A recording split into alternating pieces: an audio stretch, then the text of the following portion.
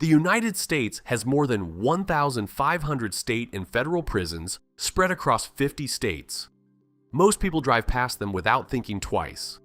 A concrete wall, a coil of razor wire, a sign you do not stop to read.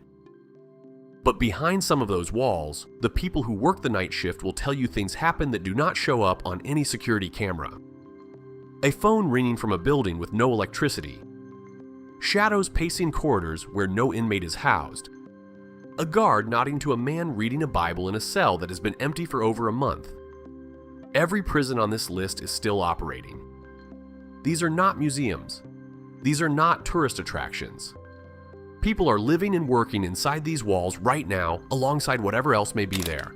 Make sure you stick with us until we get to our number one spot, because that story, a medieval limestone castle on a river bluff in Kentucky, is something you will not forget. If you are into the kind of history that most people never hear about, you should subscribe to the channel and hit the bell, because we dig into stories like this every single week. Today we are counting down 10 of America's most haunted prisons that are still operating. Let's go. Number 10. Folsom State Prison. The Phantom at the Front Gate. Folsom opened in 1880 and sits against the American River Canyon in California's Gold Country. 93 men were hanged inside its walls before executions moved to San Quentin in 1937. Johnny Cash recorded his legendary live album here in 1968. But the ghost story that stuck starts on one specific day. Thanksgiving, 1927. A riot broke out after inmates attacked guard Ray Singleton near the library. Singleton was stabbed and killed. At the front gate, guard Charles Gillies suffered a fatal heart attack during the chaos. 3 prisoners also died. The riot lasted 2 days. After it ended, guards began reporting a figure pacing near the front gate at night, a figure matching Gillies' description. The sightings persisted long enough that prison authorities did something remarkable. They brought in Roman Catholic priests to exorcise the grounds of a fully operational state prison. The Folsom Prison Museum sits directly across from that gate today, run by retired corrections officers. The prison behind it is still full. Number 9. Sing Sing Correctional Facility, where 614 people rode Old Sparky. 614 men and women were executed in Sing Sing's electric chair between 1891 and 1963. That is more than any single facility in American history. Julius and Ethel Rosenberg sat in that chair. So did 612 others. The prison opened in 1826 on the bank of the Hudson River, 30 miles north of Midtown Manhattan. You drive there through Sleepy Hollow, which, yes, is a real place and exactly as unsettling as it sounds. Convicts from Auburn Prison quarried the stone to build it. Some of that limestone ended up in Grace Church in New York City. The name comes from the Sint-Sink, the Native American tribe who sold the land in 1685. Today, roughly 1,700 inmates live inside. David Berkowitz, the son of Sam, is one of them. And here is the detail that says everything about this place. Inmates reportedly refuse to discuss ghost sightings. In prison culture, admitting you have seen something makes you look weak. So the hauntings are silenced by the very institution that creates them. Investigators cannot get in. Inmates will not speak. 200 years of compounding death, and no one on either side of the wall wants to talk about it. Number 8. USP Leavenworth. The towers that won't stay quiet. From a distance, the United States Penitentiary in Leavenworth. Kansas looks like a state capitol building. Silver dome, massive facade, flat prairie stretching in every direction. It was the first federal penitentiary in the country, and the men who built it were the men who would live inside it. In the 1890s, Warden James French marched prisoners 2.5 miles to the construction site. They laid the bricks. They poured the foundations. At least one corrections officer was killed during construction violence. The prison opened in 1903 and spent the next century housing Machine Gun Kelly, Bugs Moran, and serial killer Carl Panzram. Today it holds roughly 1,900 inmates in the main facility plus another 400 in a minimum security camp. The hauntings center on the guard towers. Towers 4, 6, 7, and 8, all decommissioned, stripped of working equipment, have produced reports of phantom doors, boots climbing staircases, and lights in buildings with no electricity. But the detail that lingers is this. Guards stationed in active towers have reported the sound of something forcing its way up through the trapdoor beneath them, from empty, locked spaces. Whatever manned those posts before has not been relieved of duty. Number 7. Mississippi State Penitentiary, the plantation that never stopped. To reach Parchman Farm, you drive 20 miles down a single road through the Mississippi Delta. Flat bottomland in every direction, cotton fields to the horizon. No structures, no civilization. The road was not paved until the 1980s. At the end of it sits a 28 square mile maximum security prison built on land that was once a slave plantation. The property was purchased in the 1830s by Isaac Franklin, a slave trader. It was named after Angola, the African region from which many of the enslaved people originated. In 1901, the state of Mississippi turned it into a penitentiary. The design was deliberate. Historian David Oshinsky documented that the prison system evolved directly from the convict leasing system that replaced slavery. Under leasing, between 9 and 16% of convicts died every year. Parchman still has 2,542 beds. It still houses Mississippi's male death row in the state execution chamber. Inmates still work the fields. And the ghosts here are not just paranormal, they are literary and cultural. Lead Belly sang about Parchman. William Faulkner wrote about it. Muddy Waters and Booker White put it in their blues. In 2017, Jesmyn Ward won the National Book Award for a novel in which a boy killed at Parchman returns as a ghost. In 1972, a federal court ruled that conditions inside violated the First, 8th, and 14th Amendments. In 2022, the Justice Department found inmates were being subjected to unreasonable risk of violence. A dozen prisoners had committed suicide within 3 years. And here is the fact that stops people cold. Until 1952, Mississippi used a mobile electric chair. Literally trucked from county to county across the state. Local residents did not want it stationed permanently at Parchman because they did not want their county associated with executions. The ghosts of this place predate the prison itself. They are woven into the soil. Number 6. New Jersey State Prison.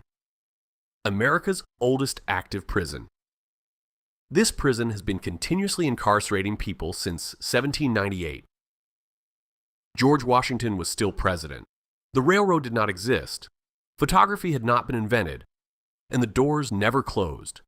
Not for a single day in 228 years. It sits in Trenton, New Jersey's state capital.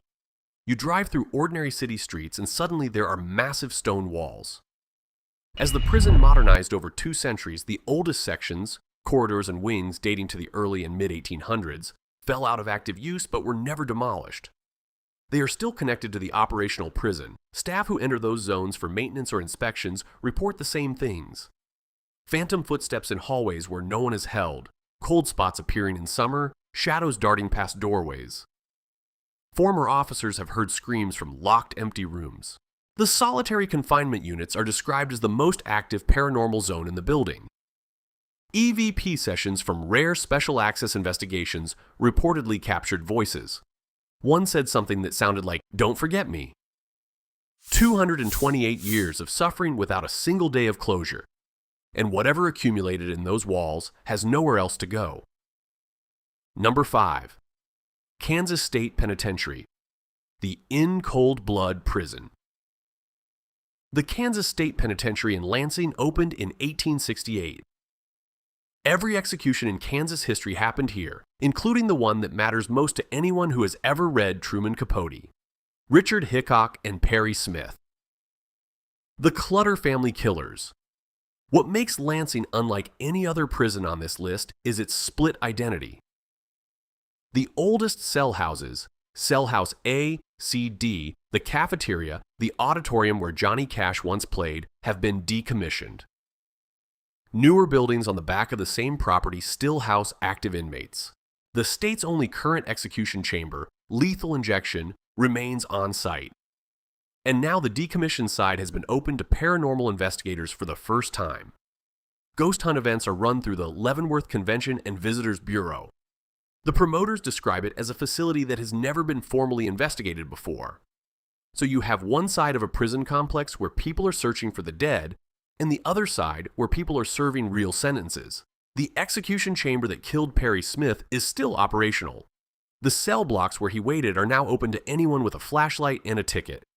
If you are finding this interesting, drop a thumbs up. And if you have ever heard a ghost story from someone who worked inside a prison, a guard, an officer, anyone, we want to hear it in the comments. Your stories help us find locations for future videos. We are only halfway through this list, and the stories from here get heavier. Number 4. Louisiana State Penitentiary. The Bayou Alcatraz. Angola is the largest maximum security prison in the United States. 18,000 acres, 28 square miles of former slave plantations surrounded on 3 sides by the Mississippi River.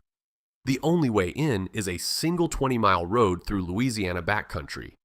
The property was purchased in the 1830s by a slave trader named Isaac Franklin. It is named after the African region from which many enslaved people originated. The state formally recognized it as a prison facility in 1901, but prisoners had been working that land for decades before.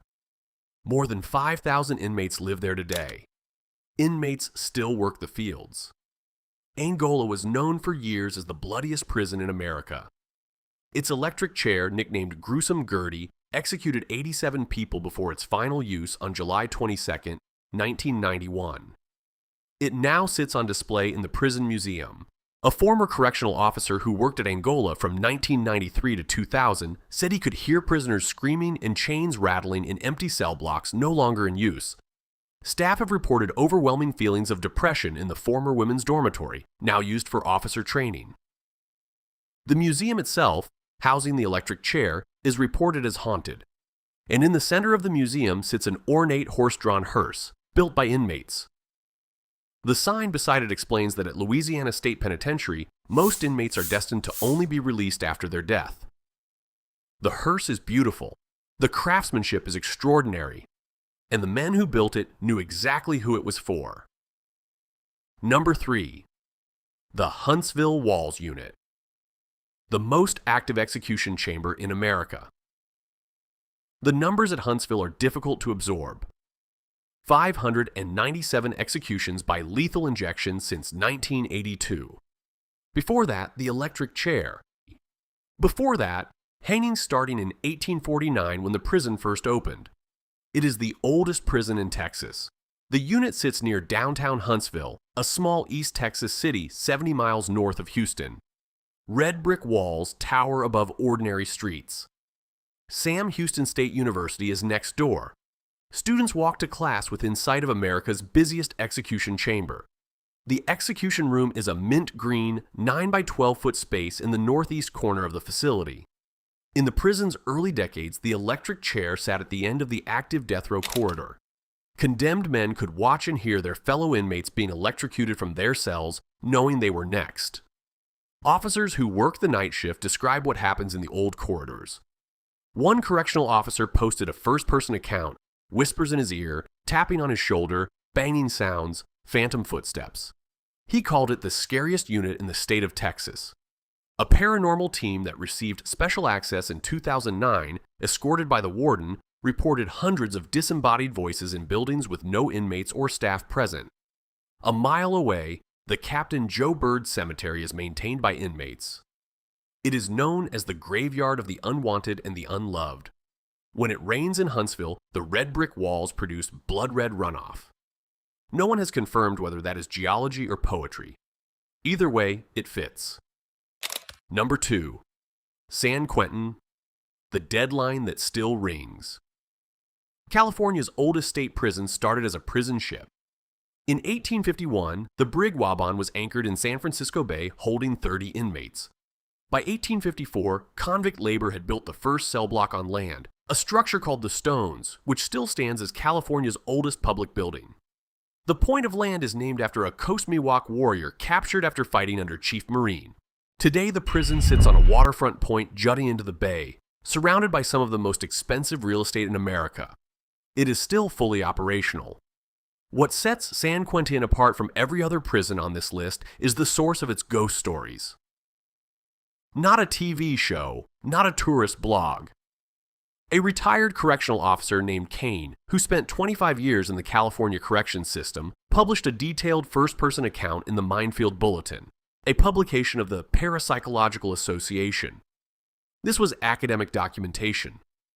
One night at Tower 8, a phone rang. The caller ID showed the 5th floor of the old infirmary. That building had been abandoned for decades, stripped of power, stripped of phone lines, sealed. 2 officers were dispatched. They swept the building with flashlights. Empty. Dark. Dust. The phone kept ringing from the same dead location. The event was officially logged. No explanation was ever found. Kane also reported shadow figures on death row's 5th tier, observed by multiple officers, and a steady yellow glow from Tower 13, an abandoned 300-foot metal tower decommissioned decades earlier and surrounded by impenetrable brush. A Catholic priest visiting death row confirmed to Kane that he too sensed presences. This was not an anecdote from a ghost tour. It was entered into the official record of a working prison by a man who spent a quarter-century behind those walls. Number 1. Kentucky State Penitentiary. The Castle on the Cumberland. The first thing you see is the limestone. Massive blocks quarried from the Cumberland River, stacked into walls that look like they belong in medieval Europe, not rural western Kentucky. Gothic turrets rise above the tree line. The structure sits on a bluff above Lake Barkley, overlooking the water, visible from a distance, a castle, unmistakably, built not to house royalty but to cage the most dangerous people in the Commonwealth. Fog rolls off the lake in autumn. Wind moves through the stone corridors. The town of Eddyville is 3 miles away. Between the town and the prison, there is quiet. Kentucky State Penitentiary opened on Christmas Eve, 1890. The limestone came from the river below. The stonemasons came from Italy. The push to build it here came from a former Confederate brigadier general named Highland Benton Lyon, an Eddyville native who lobbied the state legislature until they agreed. The prison was designated as Kentucky's maximum security and supermax facility. It houses 856 inmates today. It holds Kentucky's male death row. The execution chamber is inside. The electric chair, another old Sparky, did its work here for decades. As of 2015, the prison employed roughly 350 staff on an annual operating budget of $20 million. It is the only Commonwealth-owned facility with supermax units, and most inmates are not sent here after sentencing.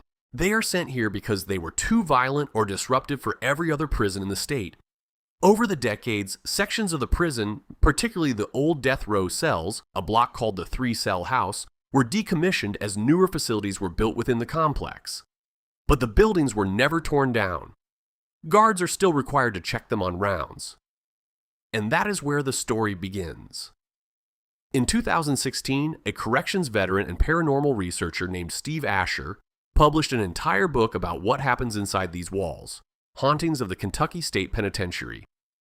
He collected first-person accounts from the men and women who actually work there.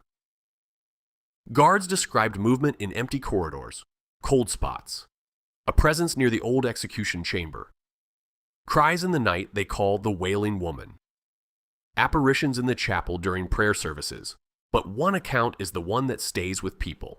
A new guard was conducting his rounds through the 3-cell house, the decommissioned former death row. The cells had been empty for over a month, no inmates assigned, no reason for anyone to be there. The guard walked the row and saw a man sitting in one of the cells reading a Bible. The man looked up. The guard nodded. He continued his rounds. When he returned to the office, he asked his supervisor whether the prisoner had received his evening meal. The supervisor told him no one had been housed in that section for over a month. The cell was empty. It had been empty the entire time. There is an entire book full of stories like that, written not by ghost hunters or TV producers, but by a 10-year corrections and law enforcement veteran from Princeton, Kentucky, who went inside and asked the people who worked behind those walls what they had seen. The prison is not open to tours. It is not open to investigation. It is a functioning, maximum security facility holding 856 people, and the castle on the Cumberland keeps its own count. The United States built its prison system across 2 centuries of expansion, punishment, and institutional silence. These 10 facilities are still operating.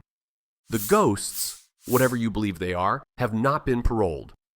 For me, it is San Quentin. A phone ringing from a sealed building with no power and no lines, logged officially, never explained. That one does not let go. Which of these prisons surprised you the most? Let us know in the comments. And if this is the kind of history you want more of, subscribe. We will be back with another one soon.